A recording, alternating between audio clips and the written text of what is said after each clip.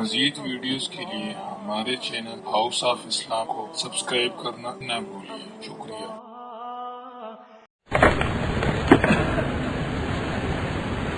الحمد لله نحمده ونستعينه ونستغفره ونؤمن به ونتوكل عليه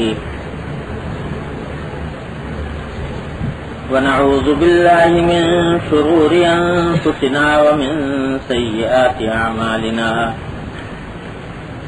من يهده الله فلا مضل له ومن يضلله فلا هادي له وأشهد أن لا إله إلا الله وحده لا شريك له وأشهد أن سيدنا وسندنا ونبينا ومولانا محمدا عبده ورسوله صلى الله تعالى عليه وعلى آله وأصحابه وبارك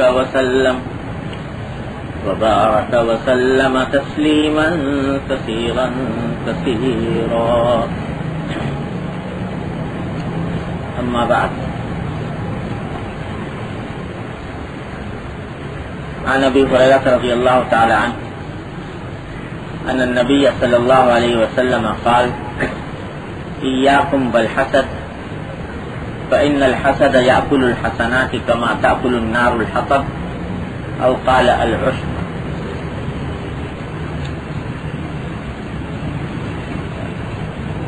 پچھلے کافی دنوں سے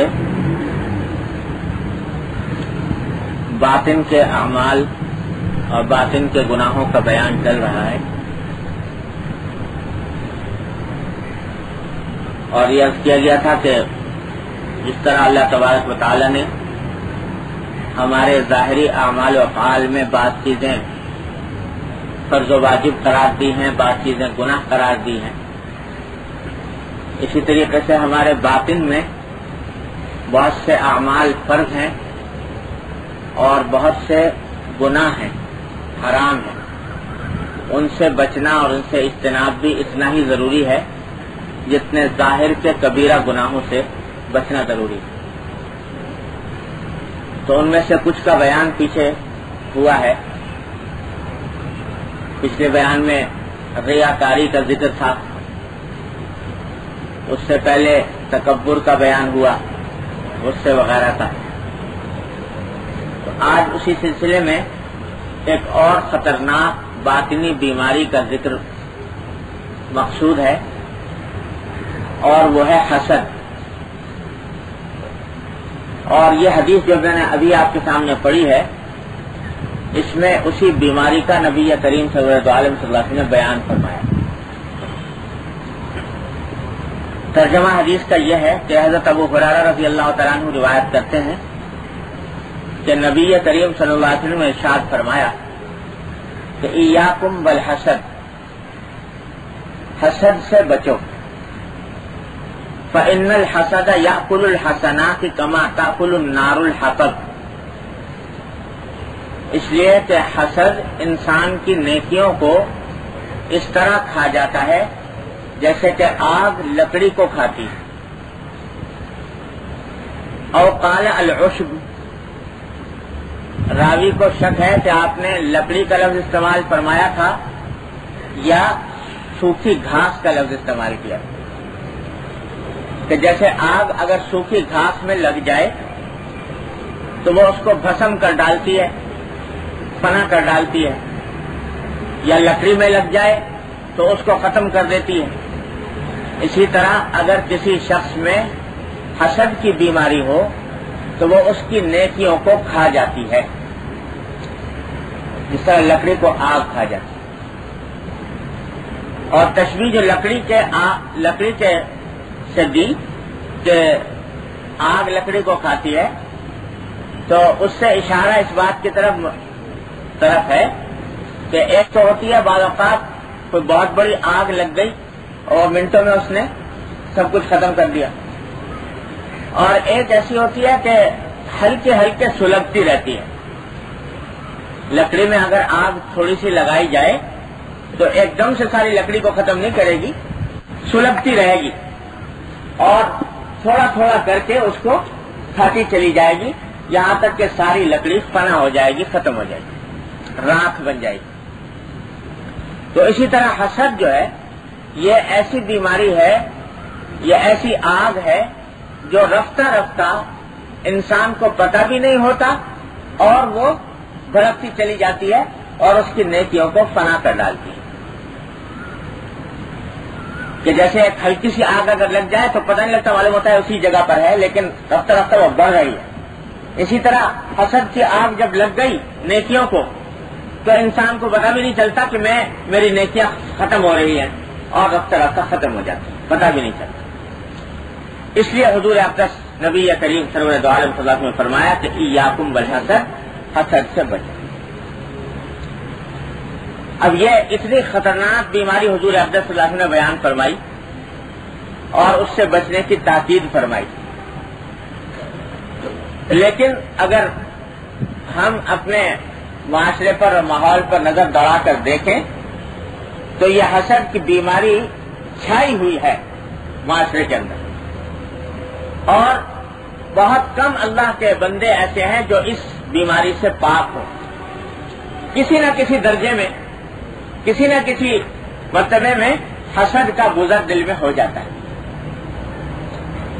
اور بچنا اس سے فرض ہے۔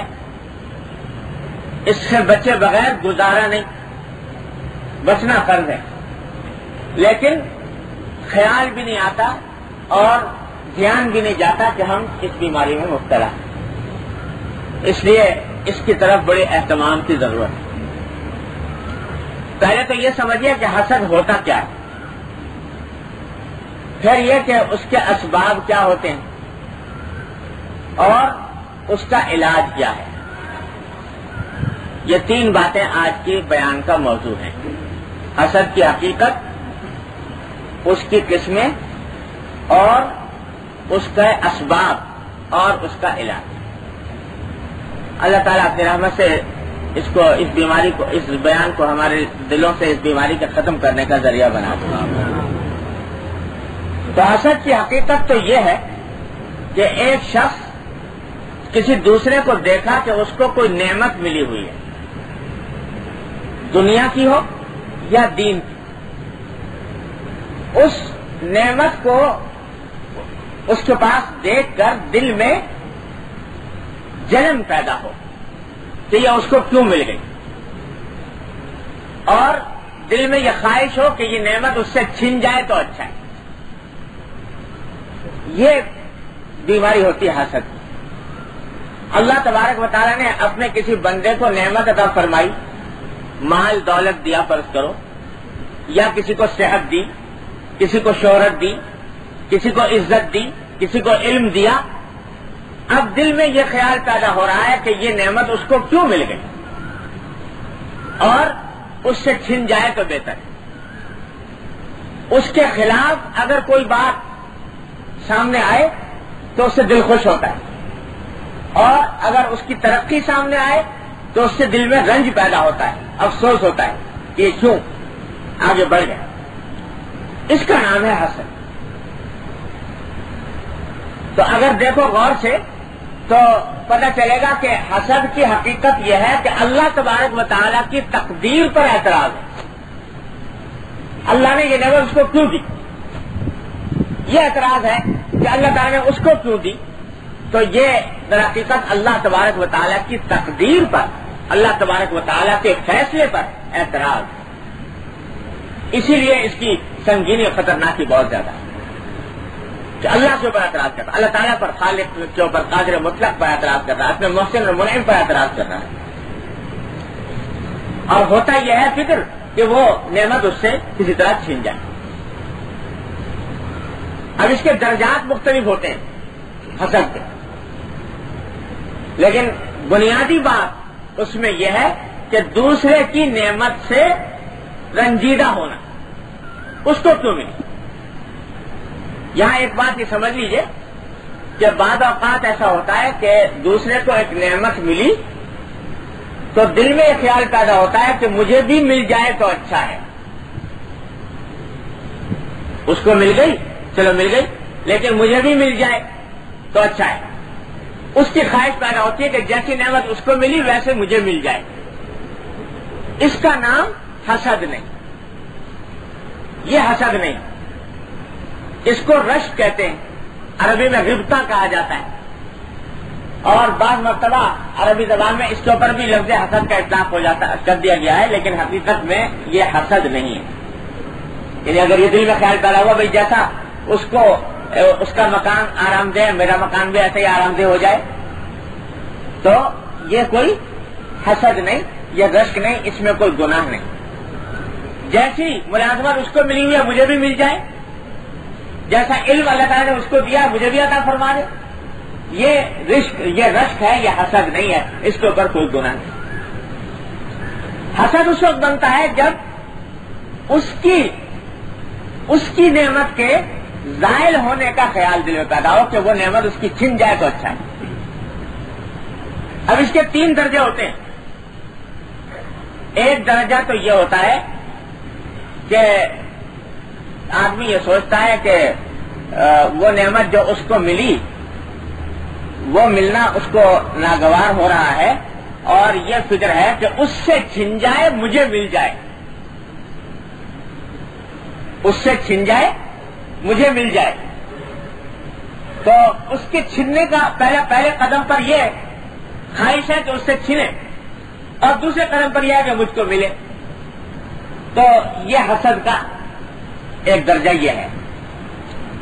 ایک درجہ یہ ہوتا ہے کہ مجھے ملے، اگر اس کے رہتے ہوئے مل جائے تو بہت اچھا، اور اگر اس کے رہتے ہوئے نہیں مل سکتی تو اس سے چھن جائے پھر مجھے مل جائے.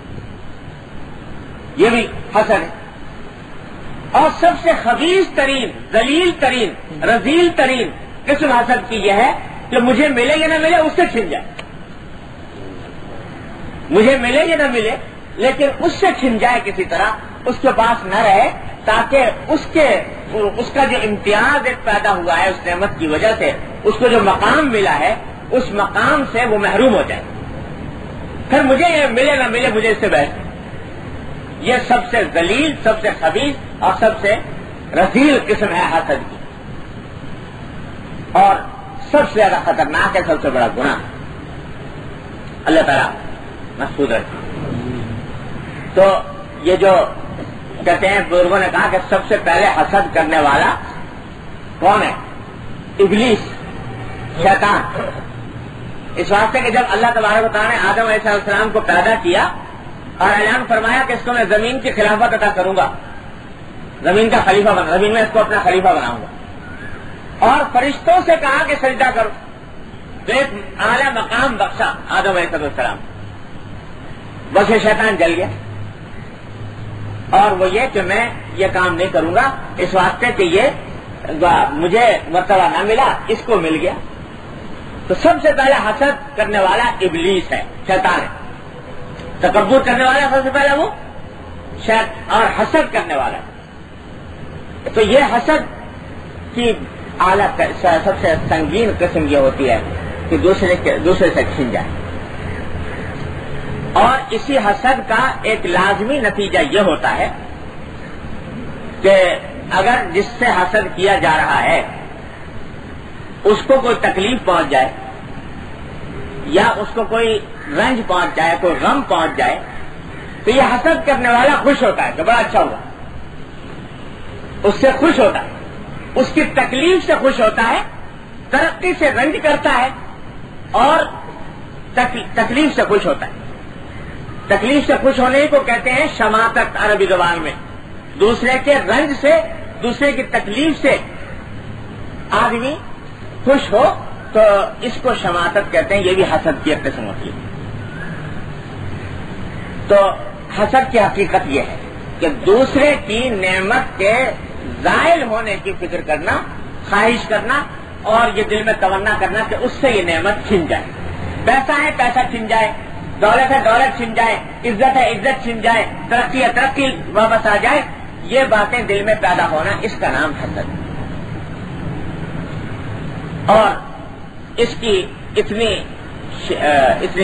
زبردست وعید اس کے اوپر نبی کریم صلی اللہ علیہ وسلم نے بیان فرمائی جو آپ نے ابھی دیکھتے. قرآن کریم کے اندر بھی جگہ جگہ اس کے اوپر مذمت آئی ہے. قرآن کریم میں فرمایا ام یحسدون الناس علی ما آتاہم اللہ من فضل، کہ کیا لوگ حسد کرتے ہیں دوسروں پر، کیا اللہ تعالیٰ نے اپنی نعمت دوسرے کو عطا کر دی تو اس کے اوپر حسد کر رہے ہیں، جل رہے ہیں. تو یہ اللہ تعالیٰ نے اس کی مذمت بیان فرمائی حسد. اس نعمت اس حسد کی اس بیماری کا سبب کیا ہوتا ہے، کیوں دل میں پیدا ہوتی ہے یہ بات؟ تو اس کے دو سبب ہوتے ہیں بنیادی. ایک سبب تو ہوتی ہے دنیا کی محبت، دنیا کی محبت ہے اور حب جاہ ہے. چاہے وہ منصب کی محبت ہے، دنیا کی دولت کی محبت ہے، مال کی محبت ہے، تو حب جاہ اور حب مال اس کا سبب ہوتا ہے کہ آدمی کو خود یہ چاہتا ہے کہ میرا مرتبہ بلند رہے، میں اونچا رہوں. تو دوسرا اگر آگے بڑھ رہا ہے تو اس کی گرانے کی فکر کرتا ہے، تو یہ حب جاہ سبب بنتا ہے. اور دوسرا سبب اس کا ہوتا ہے بغض. کسی سے دل میں بغض پیدا ہو گیا، کینہ پیدا ہو گیا. اس کینے کے نتیجے میں اس کی راحت سے تکلیف ہوتی ہے، اس کی خوشی سے رنج ہوتا ہے. اس کا یہ بغض اور حب جاہ یہ دو بنیادی سبب ہوتے ہیں. جب دل میں یہ دو باتیں ہوں گی تو اس کے نتیجے میں لازماً حسد پیدا ہوگا. تو اس کے بارے میں پہلے تو یہ جاننے کی ضرورت ہے، سمجھنے کی ضرورت ہے کہ حسد ایسی بری بلا ہے کہ آخرت کے اندر تو ہے ہی نقصان دہ، دنیا کے اندر بھی انسان کے لیے انتہائی مہلک چیز ہے. دنیا کے اندر دنیا کا بھی نقصان، آخرت کا بھی نقصان. اس واسطے کہ جو شخص حسد کر رہا ہے دوسرے سے تو وہ ہمیشہ تکلیف میں رہے گا، غم میں رہے گا، گھٹن میں رہے گا. جب کسی کو بڑھتا دیکھے گا دل میں رنج پیدا ہوگا، دل میں غم پیدا ہوگا، گھٹن پیدا ہوگی، اور اسی گھٹن کے اندر وہ رفتہ رفتہ اپنے صحت کو بھی خراب کر لے گا. ایک عربی زبان کا شعر ہے کہ جس کا مفہوم یہ ہے کہ یہ حسد جو ہے اس کی مثال آگ کی سی ہے، اور آگ کا حال یہ ہوتا ہے کہ جب تک دوسری چیز کو کھانے کو ملے نا تب تو اس کو کھاتی رہے گی. لکڑی کو لگ گئی، لکڑی کو کھا لے گی. آخر میں جب لکڑی ختم ہو جائے گی تو آگ کا ایک حصہ خود اپنے دوسرے حصے کو کھانا شروع کر دیتا ہے، یہاں تک کہ وہ آگ بھی ختم ہو جاتی ہے.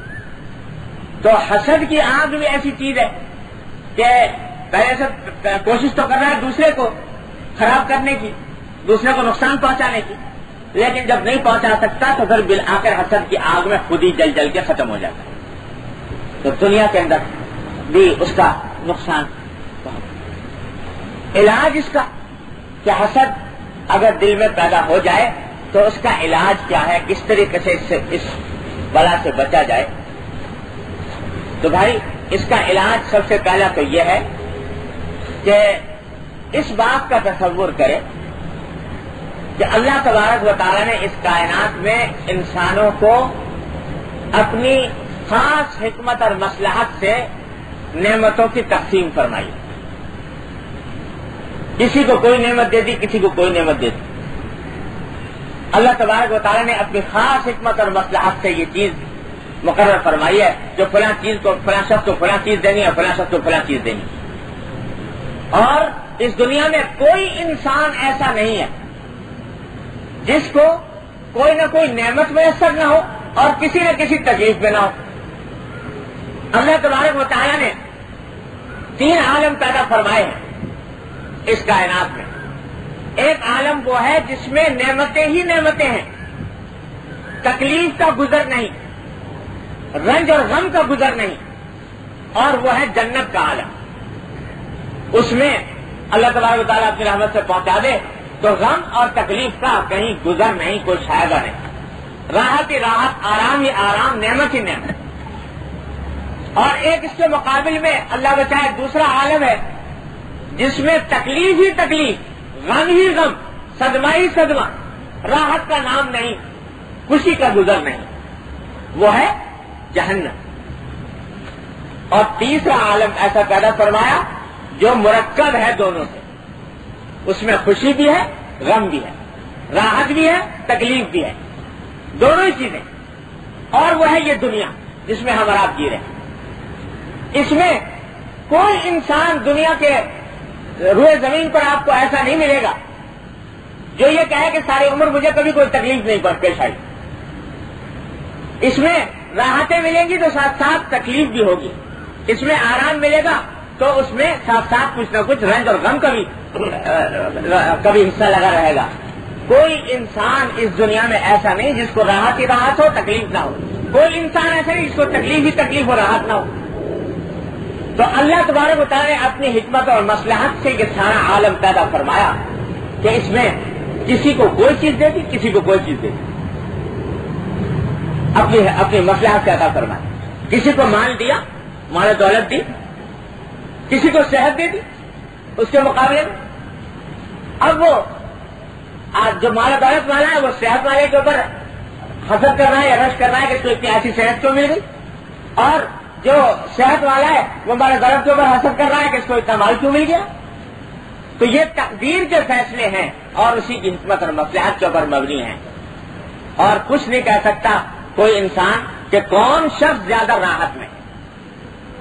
دیکھنے میں بعض اوقات لگتا ہے کہ ایک آدمی کے بڑے بڑے کارخانے کھڑے ہوئے ہیں، بنگلے ہیں، نوکر ہیں، چاکر ہیں، کاریں ہیں، خدا نے کیا کچھ ایسو عشرت کا ساز و سامان ہے، اور ایک طرف بیچارہ مزدور ہے جو صبح سے لے کے شام تک پتھر ڈھوتا ہے، مشکل سے اپنے پیٹ بھرنے کا سامان کرتا ہے۔ اس لحاظ سے وہ مزدور اگر اس کو دیکھے تو سمجھے کہ بھئی اس کو تو بہت بڑی نعمتیں میسر ہے، لیکن ساتھ ساتھ اگر دیکھو اندرونی زندگی میں جھانک کر تو بسا اوقات پتہ لگے گا کہ جس کی ملیں کھڑی ہیں، جس کے بنگلے اور کاریں ہیں، جس کے پاس بے شمار مال دولت کا سامان ہے، صاحب بہادر کو نیند نہیں آتی رات کو، اور جب تک کہ نیند کی گولی نہ کھائیں، کھانے انواع اقسام کے چنے ہوئے دسترخوان کے اوپر، لیکن معدہ اتنا خراب ہے کہ ایک چٹاک غذا کو بھی قبول کرنے کے لیے تیار نہیں ہے۔ اعلیٰ درجے کے پھل موجود ہیں، غذائیں موجود ہیں، ایک سے ایک اعلیٰ درجے کے کھانے موجود ہیں، لیکن معلوم ہوا کے ساتھ معدے میں السر ہو رہا ہے، اور اس کی وجہ سے ڈاکٹر نے منع کر دیا کہ صاحب یہ چیزیں مت کھاؤ، وہ چیزیں مت کھاؤ، تو ساری نعمتیں آکار ہیں۔ رات کو نیند نہیں آتی، جب تک کہ کوئی گولی نہ لے اس وقت تک نیند نہیں آتی۔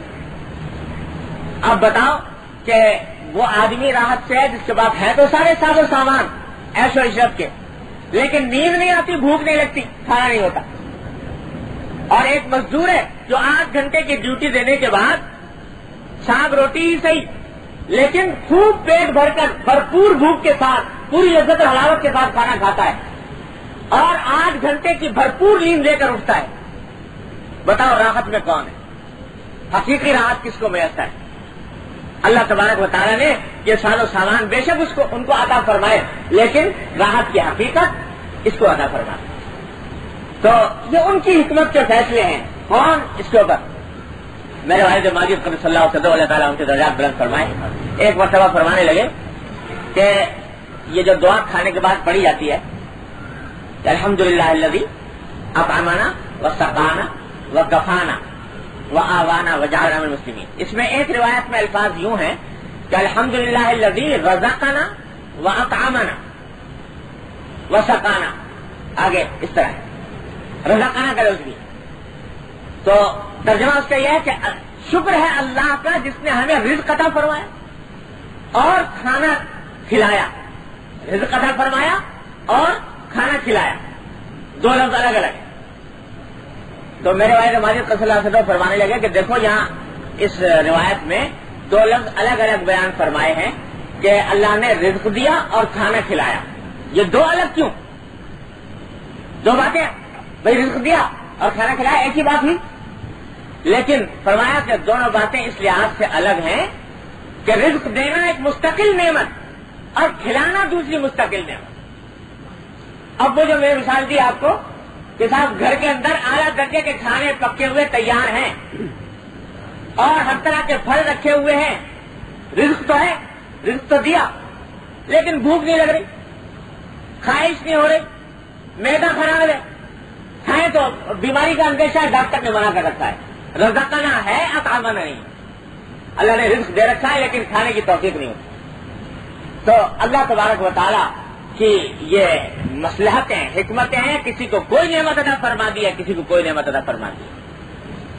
ٹھیک ہے, ایک دولت مند آدمی کو رزق بہت دے دیا اللہ تعالیٰ نے, لیکن کھانے کی لذت اور حلاوت صحیح معنی میں اگر پوچھو تو اس آدمی کو جو 8 گھنٹے محنت کرنے کے بعد کھانا کھاتا ہے بھرپور بھوک کے ساتھ, اس کو جو لذت میسر ہے وہ بڑے سے بڑے دولت مند کو میسر نہیں.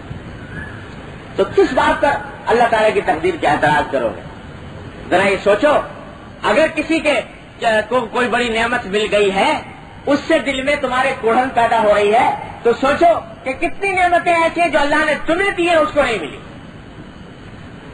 صحت, ہو سکتا ہے تمہاری صحت اس سے زیادہ بہتر ہو سکتا ہے کہ تمہارا ظاہری سراپا اس کے مقابلے میں حسین و جمیل ہو سکتا ہے کہ اور کوئی نعمت تمہیں اللہ تبارک و تعالیٰ نے عطا فرما رکھی ہے. تو یہ تو اللہ تعالیٰ کی حکمت اور مصلحت ہے, کسی کو کسی نعمت سے نواز دیا, کسی کو کسی نعمت سے نواز دیا. اور اس میں بھی حکمت اور مصلحت ایسی ہے کہ آدمی کو پتہ نہیں لگتا. یہ جو اردو میں ایک مثل مشہور ہے, بڑی حکیمانہ مثل ہے کہ اللہ میاں گنجے کو ناخن نہ دے. تو تمہیں اگر کوئی دولت نہیں ملی, وہ دولت اگر پتہ نہیں مل جاتی تم کو, تو تم کیا فساد برپا کرتے اور کس عذاب میں مبتلا ہوتے, اس نعمت کی کیسی ناقدری کرتے, اور کیا اس سے تمہارا حشر بنتا, تمہیں کیا پتا. اللہ تبارک و تعالیٰ نے نہیں دی تو کسی مصلحت سے نہیں دی. اگر مل جائے تم کو تو خدا جانے تم اس نعمت کو حاصل کر کے اس کو کس طریقے سے فساد میں استعمال کرو. اسی لیے قرآن کریم میں فرمایا کہ وَلَا تَتَمَنَّوْا مَا فَضَّلَ اللَّهُ بِهِ بَعْضَكُمْ عَلَىٰ بَعْضٍ. اللہ تعالیٰ نے کسی کو کسی چیز پر میں فضیلت دے دی, کسی کو کسی چیز میں فضیلت دے دی, ان چیزوں کی تمنا نہ کرو. اس واسطے کہ تمہیں کیا پتا کہ وہ نعمت اگر مل گئی تو کیا حشر بنے گا. بے شمار واقعات ہیں, سنے ہوں گے آپ نے بھی, کہ آدمی تمنا کرتا رہا کہ یہ مجھے مل جائے, جب ملی تو بجائے اس کے لیے مفید ہونے سے الٹی مضر کھا دی.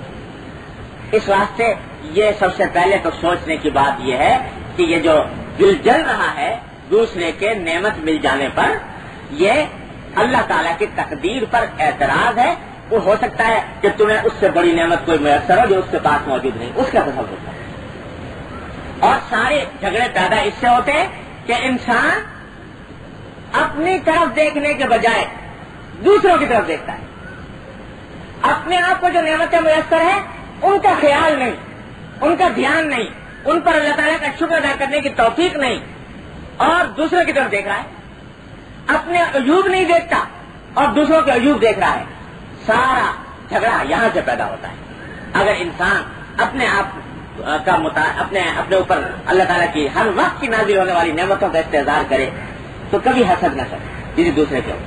تمہیں اللہ تبارک و تعالیٰ نے کیسے بھی حال میں ہو, اللہ تبارک و تعالیٰ نے ایسی نعمتوں کی بارش میں رکھا ہے, صبح سے لے کر شام تک نعمتوں کا ایسا مہ برس رہا ہے تمہارے اوپر, ہر شخص کے اوپر, کہ اگر اس کا تصور کرتا رہے تو کبھی کسی کے نعمت کے اوپر کوئی جلن پیدا نہیں, اس کا خیال نہیں کرتا. اپنے عیوب کی طرف نگاہ نہیں ہوتی, ہر وقت دوسرے کی طرف دیکھتا رہتا ہے. اور ہمارے معاشرے میں جو یہ چیز پھیلی ہے اس کی وجہ, جیسے میں نے عرض کیا تھا کہ حب دنیا, تو ایک مذاق یہ بھی بن گیا ہے کہ دوسروں کے معاملات میں تحقیق اور تفتیش کرنے کا بڑا ذوق ہے لوگوں. وہ آدمی جو ہے یہ کس طرح اس کے پیسے آ رہے ہیں, کس طرح وہ کیسا وہ مکان بنا رہا ہے, کیسی وہ کار خرید رہا ہے, کیسے اس کے حالات ہیں, ایک ایک چیز کا جائزہ لینے کی فکر ہے. اب نتیجہ اس کا یہ ہے کہ جب کوئی ایسی چیز سامنے آتی ہے جو ہے خوشنما اور دلکش, دل کی طرف کھینچتا ہے, اپنے پاس موجود نہیں ہے, تو اس سے حسد نہیں پیدا ہوگا تو کیا ہوگا. اسی لیے وہ مقولہ یاد فرمائیے جو بار بار اس مجلس میں عرض کر چکا ہوں کہ دنیا کے معاملے میں ہمیشہ اپنے سے نیچے والے کو دیکھو,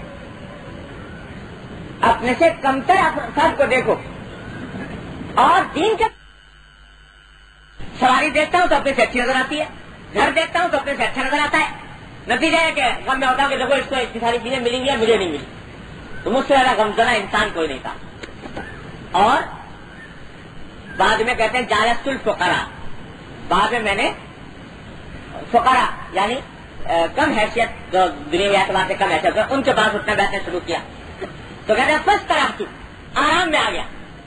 اس واسطے کہ وہاں معاملہ برس تھا کہ جہاں جاتا ہوں تو اپنا کپڑا اس سے اچھا لگتا ہے، اپنی سواری اس کی سواری سے اچھی لگتی ہے، اپنا مکان اس کے مکان سے اچھا لگتا ہے.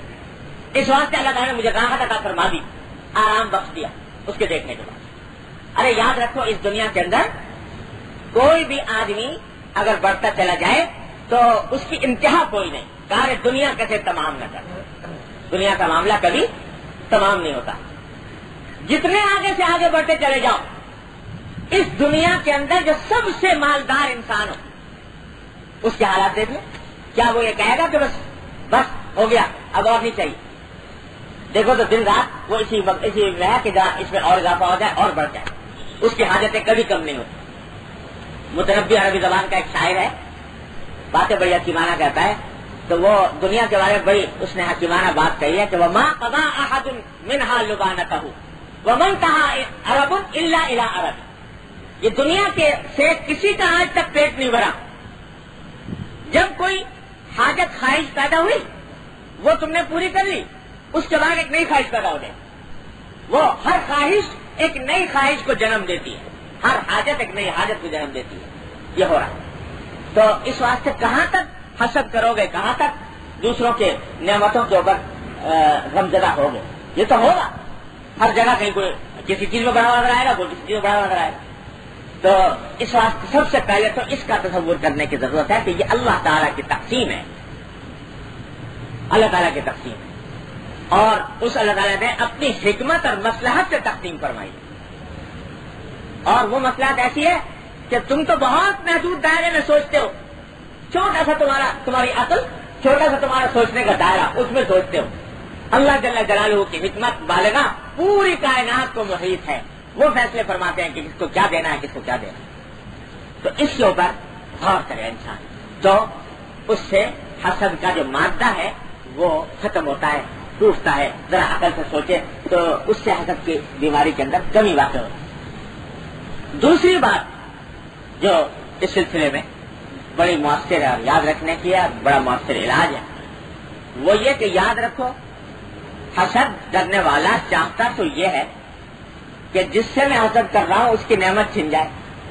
اس کی بدخائی چاہتا ہے نا کہ اس کی نعمت چھن جائے. اور حسد کی بدولت ہوتا یہ ہے کہ اس کو فائدے ہی فائدے پہنچتے رہتے ہیں اور حسد کرنے والے کو نقصان ہی نقصان پہنچتا رہتا ہے. جس سے حسد کیا گیا، جس سے حسد کیا جا رہا ہے اس کو تو فائدے پہنچ رہے ہیں، دنیا میں بھی آخرت میں بھی. دنیا میں تو فائدہ یہ پہنچ رہا ہے کہ بھائی جب تم نے اس کو اپنا دشمن بنا لیا تو دشمن کی خواہش یہ ہوتی ہے کہ میرے دشمن کو ہمیشہ غم رہے، صدمہ رہے. تو جب تک حسد کرتے رہو گے غم میں مبتلا رہو گے. تو اس کی تو خوشی کی بات ہے کہ تم حسد میں ہو، غم میں ہو، صدمے میں ہو، گھٹن میں ہو، تکلیف میں ہو، بڑھن میں ہو. یہ تو دنیا میں فائدہ ہو. اور آخرت میں فائدہ یہ ہے کہ جتنا جتنا حسد کرو گے اس سے اتنی ہی اس کے نامہ اعمال میں اضافہ ہوگا نیکیوں کا. اور وہ چونکہ مظلوم ہے تو اس واسطے آخرت میں اس کے درجات بلند ہوں. اور حسد کا لازمی خاصہ یہ ہے کہ جب آدمی حسد کرتا ہے تو حسد انسان کو آمادہ کرتا ہے غیبت پر، بدگوئی پر، عیب جوئی پر، چغل خوری پر اور خدا جانے کن کن بلاؤں پر. تو اس کے نتیجے میں کیا ہوتا ہے کہ خود اس آدمی کی نیکیاں اس کے نامہ اعمال میں جا رہی ہیں. جب غیبت کرو گے اس کی، برا کہو گے اس کو، بددعا کرو گے اس کے لیے، تو تمہاری نیکیاں اس کے نامہ اعمال کے اندر چلی جائیں گی. تو کیا مطلب کہ جتنی جتنی غیبت کر رہا ہو، جتنا جتنا حسد کر رہا ہو، اس کے پاس اپنے نیکیوں کے پیکٹ بھیج رہے ہو تیار کر کر کے. تو اس کا تو فائدہ ہو رہا ہے. یہاں تک کہ اگر اللہ بچائے ساری عمر آدمی اس حسد کی بلا میں مبتلا رہے تو ساری نیکیاں گنوا بیٹھے گا اس کے نامہ اعمال میں ڈال. حضرت امام غنی رحمۃ اللہ کا قصہ لکھا ہے.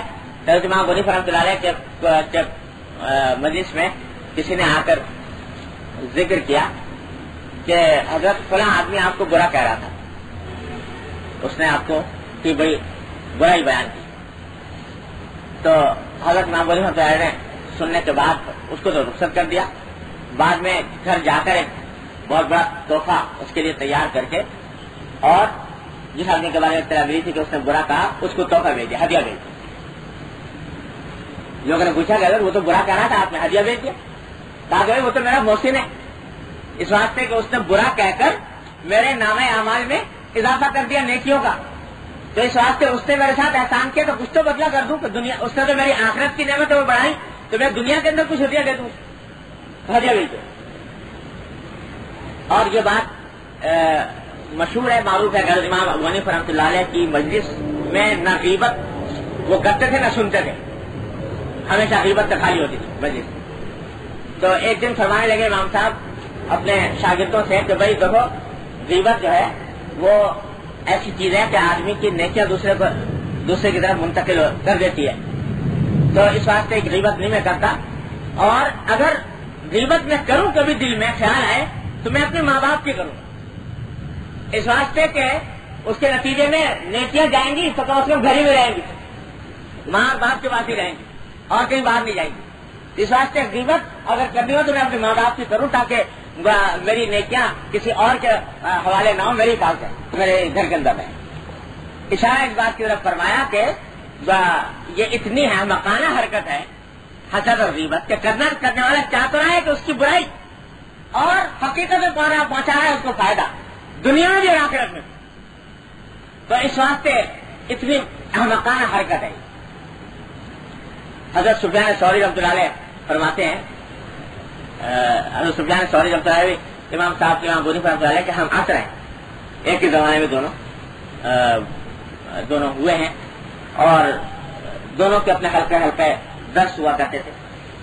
تو ایک دن فرمانے لگے، کسی نے پوچھا امام ابو حنیفہ کے بارے میں کہ امام صاحب کے بارے میں آپ کا کیا خیال ہے؟ کہنے کہ بڑے بخیل آدمی،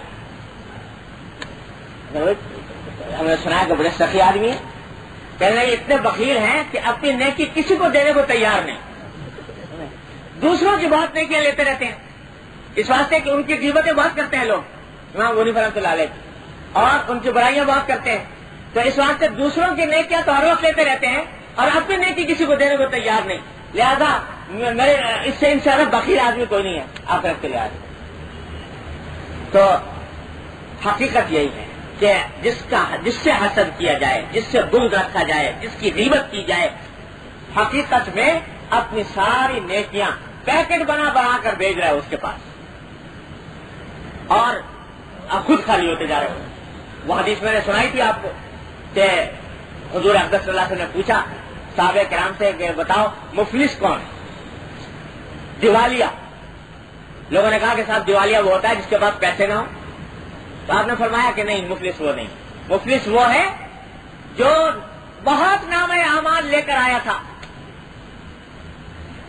بہت نمازیں، بہت روزے، بہت ذکر، بہت تسبیحات، لیکن جب آخرت میں اللہ تعالیٰ کے پاس پہنچا تو ایک جمگھٹ لگا ہوا تھا لوگوں کا کہ صاحب اس نے میرا حق پامال کیا، اس نے میرا حق پامال کیا، تو وہاں پر ہر ایک مانگ رہا تھا اپنا حق، تو وہاں کوئی پیسے ویسے تو ہے نہیں کہ پیسے دے کر ان کا حق پورا ادا کر دیا جاتا، تو اللہ تعالیٰ فرمائیں گے کہ اس کی نیکیاں لے جاؤ، تو جتنے صاحب حق تھے، کوئی نماز لے کے جا رہا ہے، کوئی روزہ لے کے جا رہا ہے، کوئی ذکر لے کے جا رہا ہے، کوئی تسبیح لے کے جا رہا ہے، اور اس طرح حق پورے ہو رہے ہیں، یہاں تک کہ نیکیاں ختم ہو گئی اور حق ختم نہیں ہوئے، تو کہا گیا کہ اب تو اور کوئی راستہ نہیں ہے سوائے اس کے کہ اور لوگوں کے گناہ اس کے سر پہ ڈال دو، اور ان کے گناہ اس کے سر پر ڈال کر اور ان کا حق ادا کراؤ۔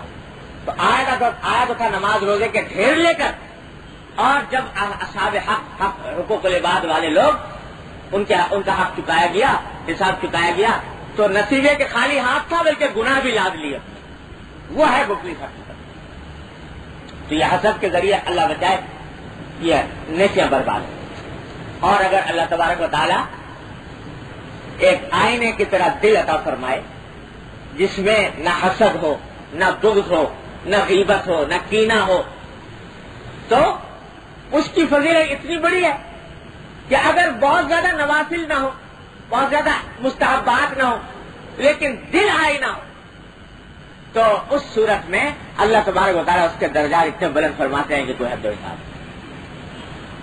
چل پہلے بھی سنائی تھی آپ کو حدیث، حضرت عبداللہ بن عمرو بن العاص رضی اللہ تعالیٰ عنہ صحابی ہیں، وہ فرماتے ہیں کہ ایک مرتبہ ہم حضور اقدس صلی اللہ علیہ وسلم کی خدمت میں بیٹھے ہوئے تھے مسجد نبوی میں،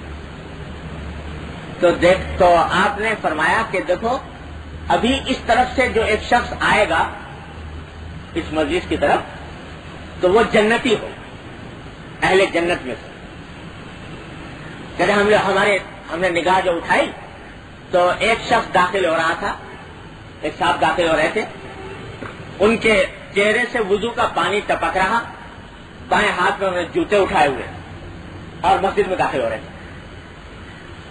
تو ہم لوگوں کو بڑا ان کے اوپر رشک آیا کہ دیکھو کیسے حضور اقدس صلی اللہ علیہ وسلم نے ان کے بارے میں جنتی ہونے کی بشارت کی۔ تو کہتے ہیں کہ جب مسجد ختم ہو گئی، عبداللہ بن عمرو بن العاص کہتے ہیں کہ جب مسجد ختم ہو گئی تو میرے دل میں خیال پیدا ہوا کہ میں ان کو جا کر قریب سے دیکھوں کہ ان کا کون سا عمل ایسا ہے کہ جس کی بنا پر حضور اقدس صلی اللہ علیہ وسلم نے اتنے اہتمام سے ان کے جنتی ہونے کی بشارت دی۔ تو فرماتے ہیں کہ میں جب وہ اپنے گھر جانے لگے تو ان کے پیچھے لگ گیا میں، اور وہاں جا کر ان سے کہا کہ میں 2-3 روز آپ کے گھر میں گزارنا چاہتا ہوں۔ انہوں نے اجازت دی۔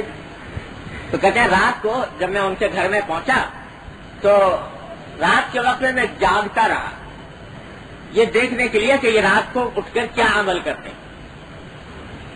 دیکھا تو کوئی ساری رات گزر گئی، اٹھے ہی نہیں، سوتے رہے، اور فجر کے وقت اٹھے، یعنی تہجد بالکل نہیں پڑا اور فجر کے وقت اٹھے۔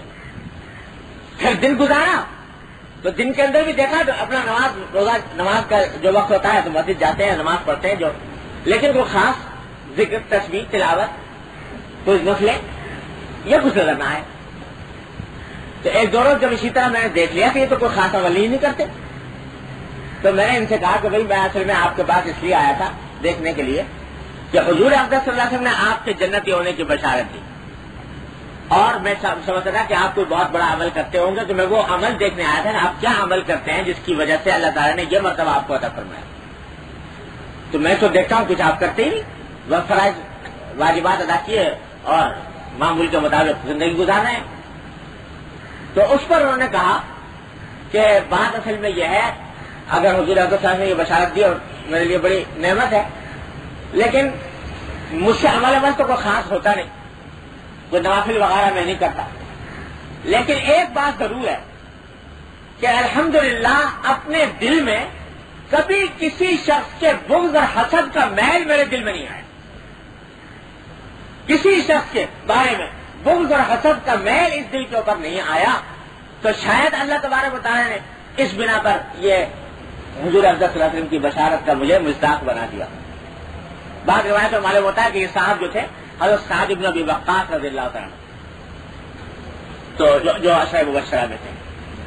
تو آپ نے دیکھا کہ بہت زیادہ نوافل وغیرہ نہیں، لیکن ان بیماریوں سے محفوظ ہیں، حسد نہیں، بغض نہیں، کفرت در طریقت ماں سینہ داشتن، آئین ماں سینہ جو آئین داشتن، کہ اپنا سینہ بالکل آئینے کی طرح پاک صاف رکھا ہوا ہے دوسرے کے بغض اور حسد سے، تو اس کی بدولت آدمی عزت میں پہنچ جائے۔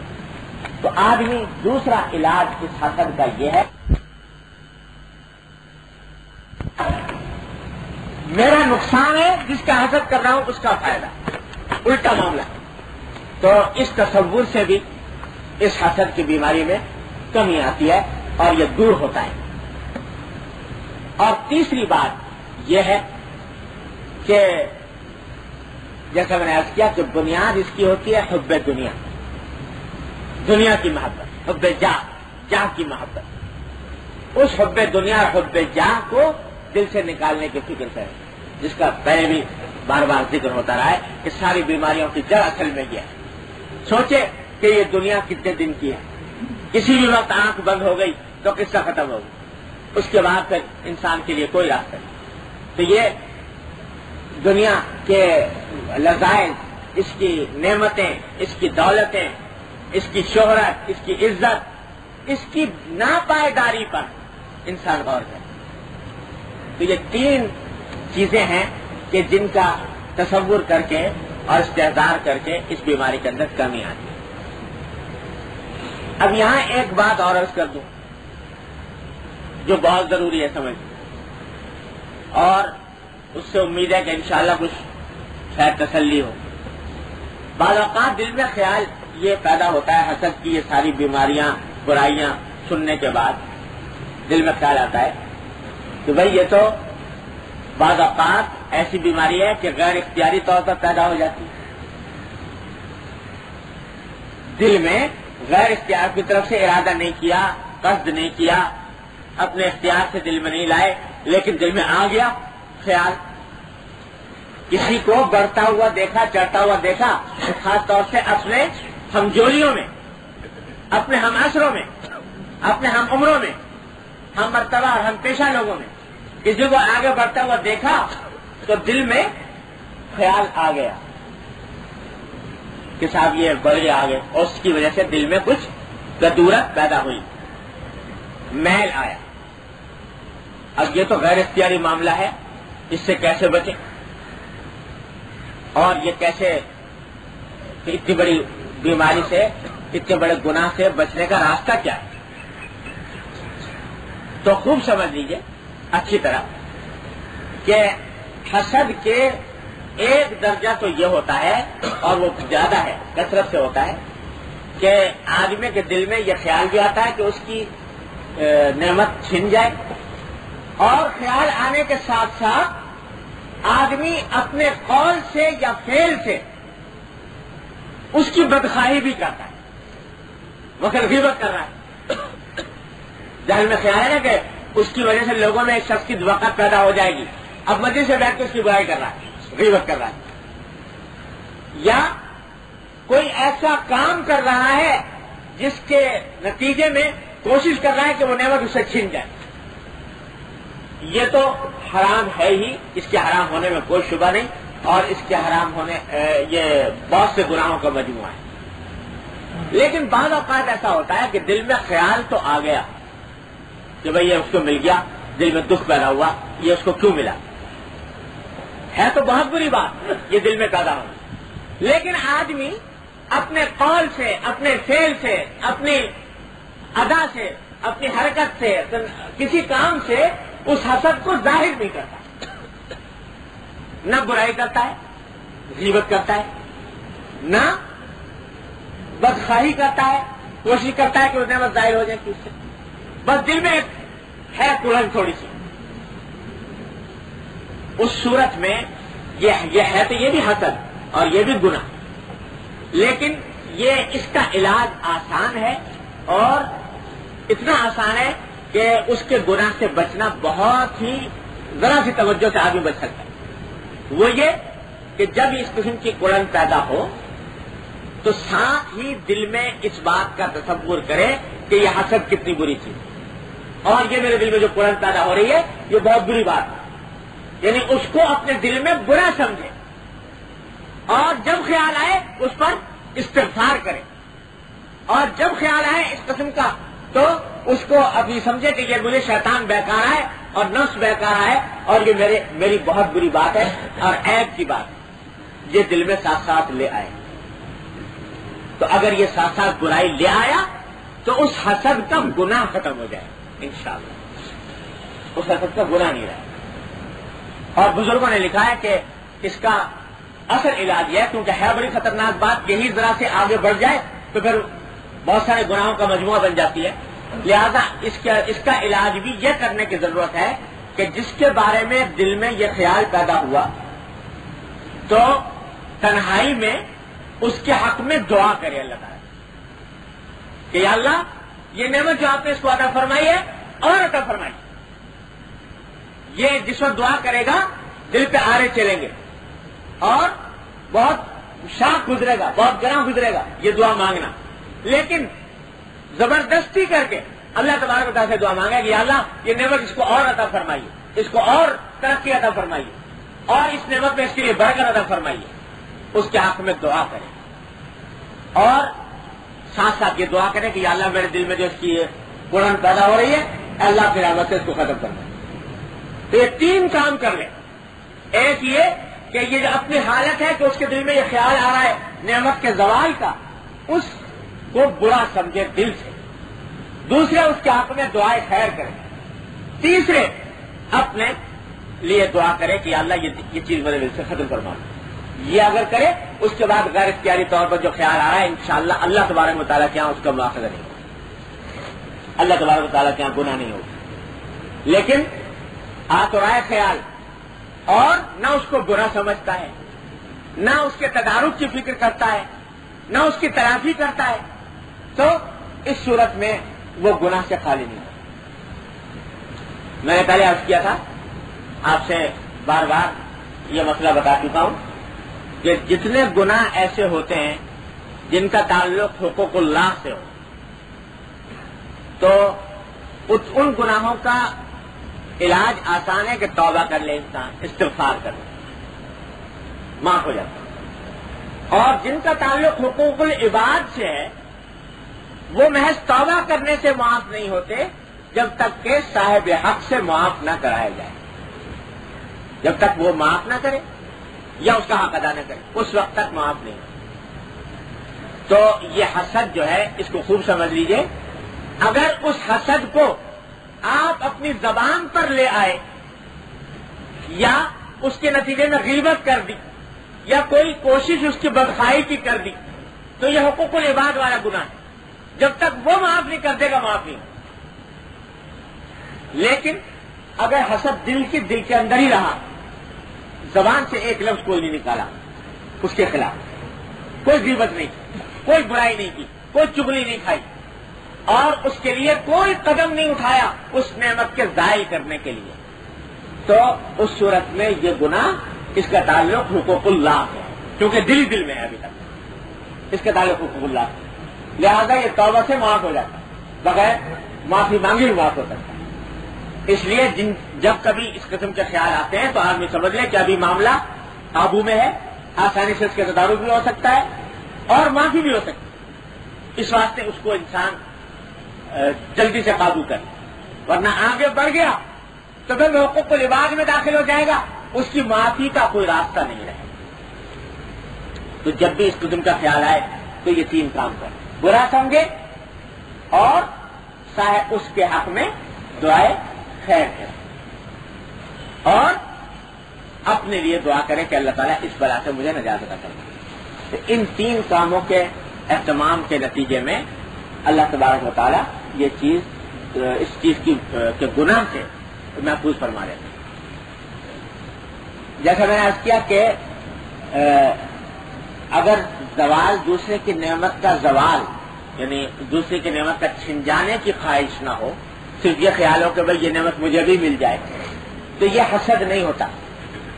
لیکن اس کا بھی بہت زیادہ استحضار کرتے رہنا بالآخر حسد پر منتج ہوتا ہے۔ یعنی یہ دل میں رشک آ گیا دنیا کی وجہ سے کسی کے اوپر، تو یہ بھی کوئی اچھی بات نہیں ہے۔ وہ بعض اوقات حرص پیدا کر دیتا ہے اور بعض اوقات اسی کو وہ آگے چل کر حسد بن جاتا ہے۔ لہذا پہلے قدم پر جہاں رشک پیدا ہو رہا ہے دنیا کی وجہ سے، دین کی وجہ سے، وہ بہت اچھی بات ہے۔ حدیث میں فرمایا نبی کریم صلی اللہ علیہ وسلم نے کہ لا حسد الا فی اثنتین، یہاں پر حسد سے مراد رشک ہے کہ حقیقت میں رشک کے قابل صرف 2 چیزیں، 2 انسان ہیں جو رشک کے قابل ہیں۔ ایک وہ انسان قابل رشک ہے جس کو اللہ تعالیٰ نے مال دیا اور اس مال کو وہ اللہ تبارک و تعالیٰ کے راستے میں خرچ کرتا ہے اور اس کو اپنے لیے ذخیرہ آخرت بناتا ہے، تو وہ شخص قابل رشک ہے کہ بھئی یہ مال اس کو ملا ہوا ہے، یہ اللہ تعالیٰ کے راستے میں بہت خرچ کر رہا ہے، ہمیں بھی مل جاتا تو ہم بھی خرچ کرتے۔ اور دوسرا فرمایا کہ رجل آتاہ اللہ علما، کسی کو اللہ تبارک و تعالیٰ نے علم عطا فرمایا تو اس علم کی وجہ سے وہ دوسروں کو نفع پہنچا رہا ہے، تقریر سے، تحریر سے لوگوں کو دین کی بات پہنچا رہا ہے تو اس وہ قابل رشک ہے کہ وہ خود بھی عمل نیک کر رہا ہے اور دوسروں کو نیکی کی ترغیب دے رہا ہے، اور جو لوگ اس تبلیغ کے نتیجے میں دین کے اوپر عمل پیرا ہوں گے اس کا ثواب بھی اس کے نام اعمال میں لکھا جائے گا۔ تو یہ قابل رشک، یہ دو آدمی قابل۔ تو مانا یہ ہوئے کہ دین کے اندر اگر کوئی شخص آگے بڑھا ہوا ہے اس پر رشک کرنا یہ بڑی اچھی بات ہے، لیکن دنیا کے اندر کہ اس کا مال زیادہ، اس کی دولت زیادہ، اس کی شہرت زیادہ، اس کی عزت زیادہ، اس کے اوپر رشک کرنا بھی اچھا نہیں، اور اس لیے اچھا نہیں کہ اگر زیادہ رشک کرو گے تو بالآخر حرص پیدا ہوگی اور بالآخر حسد پیدا ہونے کا بھی اندیشہ ہے۔ اس لیے اس کو بھی ہمت افزائی نہیں کرنی چاہیے۔ جب کبھی ایسا خیال آئے تو آدمی یہی سوچے کہ بھائی بہت سی نعمتیں اس کو ملی ہوئی ہیں، بہت سی نعمتیں اللہ تعالیٰ نے مجھے عطا فرما دی ہیں، اور جو نہیں ملی میری مصلحت اسی میں ہے کہ نہ ملے۔ اللہ تبارک و تعالیٰ نے محض اپنی مصلحت کے تحت مجھے یہ چیز نہیں عطا فرمائی، تو اگر مل جاتی تو خدا جانے کس میں مشکل میں مبتلا ہو جاتا۔ ان باتوں کا خیال کرے اور اس رشک کے اس خیال کو بھی اپنے دل سے نکالنے کی کوشش کرے۔ یہ ہیں چند بنیادی باتیں حسد کی اس بیماری سے متعلق۔ اللہ تبارک و تعالیٰ اپنے رحمت سے اس کی حقیقت ہمیں سمجھنے کی توفیق عطا فرمائے، اس سے بچنے کی توفیق عطا فرمائے۔ لیکن جیسا میں بار بار عرض کرتا رہتا ہوں کہ جتنی بھی یہ باطن کی بیماریاں ہیں یا باطن کے برے اخلاق ہیں، باطن کے گناہ ہیں، یہ حقیقت حال تو میں نے آپ سے عرض کر دی، حقیقت کیا ہوتی ہے، قسمیں کیا ہوتی ہیں اور اس کی سبب کیا ہوتا ہے، علاج کیا ہوتا ہے، بتا تو دیا۔ لیکن اصل علاج اس کا یہ ہے کہ کسی معالج سے رجوع کیا جائے۔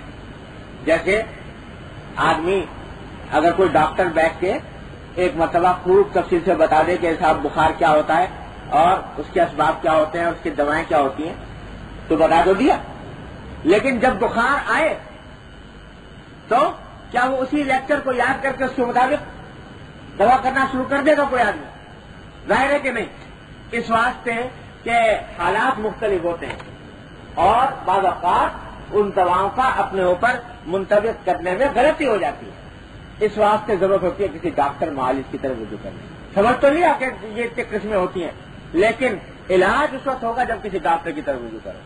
اسی طرح یہ باطن کی بیماریاں، ریا ہے، حسد ہے، بغض ہے، تکبر ہے، یہ ساری چیزیں ایسی ہیں کہ یہ باطن کی بیماریاں ہیں، ان کی حقیقت تو سن لی، لیکن اپنے اوپر جب منطبق کرے گا انسان تو اس کا صحیح راستہ یہی ہے کہ کسی آدمی کی طرف رجوع کرے جس نے اپنا علاج کرایا ہوا ہو، جو علاج کرانے کے اندر ماہر ہو، علاج کرنے کے اندر ماہر ہو، اس سے رجوع کرے اور اس کو بتایا کہ صاحب یہ خیالات میرے دل میں پیدا ہوتے ہیں، اس کا کیا حل ہے، کیا علاج ہے، تو پھر وہ تجویز کرے گا۔ بعض اوقات ایسا بھی ہوتا ہے کہ آدمی اپنے آپ کو بیمار سمجھتا ہے، حقیقت میں بیمار نہیں ہوتا۔ بعض اوقات ایسا ہوتا ہے کہ بیمار نہیں سمجھتا، حقیقت میں بیمار ہوتا ہے۔ بعض اوقات ایسا بھی ہوتا ہے کہ اس کے حق میں کوئی اور علاج مفید ہے اور وہ کسی اور علاج کی طرف جا رہا ہے۔ تو اس لیے بنیادی بات یہ ہے کہ کسی شیخ سے رجوع کر کے اور اس سے اپنے حالات بتائے جائیں اور اس کے مطابق عمل کیا جائے۔ اللہ تعالیٰ اپنی رحمت سے مجھے آپ کو اس کے اوپر عمل کرنے کی توفیق عطا فرمائے۔ دعا فرما لیجیے۔ اللهم صل على سيدنا محمد وعلى آله وصحبه وسلم۔ ربنا ظلمنا أنفسنا وإن لم تغفر لنا وترحمنا لنكونن من الخاسرين۔ ربنا آتنا في الدنيا حسنة وفي الآخرة حسنة وقنا عذاب النار۔ یا ارحم الراحمین اپنے فضل و کرم کی رحمت سے ہمارے تمام گناہوں کو معاف فرما۔ یا اللہ ہمارے اعمال و اخلاق کی اصلاح فرما۔ یا اللہ ہم سب کو سیدھے راستے پر چلنے کی توفیق عطا فرما۔ یا اللہ ہم سب کو ہر طرح کے اخلاق فاضلہ عطا فرما۔ یا اللہ اخلاق رذیلہ سے ہمیں محفوظ فرما۔ یا اللہ جن اخلاق رذیلہ میں ہم مبتلا ہیں پھر رحمت سے ان سے نجات عطا فرما۔ یا ارحم الراحمین دین کی صحیح فہم عطا فرما۔ بسم اللہ الرحمن الرحیم۔ سامعین السلام علیکم ورحمۃ اللہ وبرکاتہ۔ یہ سی ڈی آپ کی خدمت میں شعبہ دارالاشاعت کراچی کی جانب سے پیش کی جا رہی ہے۔ ملنے کا پتہ دارالاشاعت اردو بازار کراچی پاکستان۔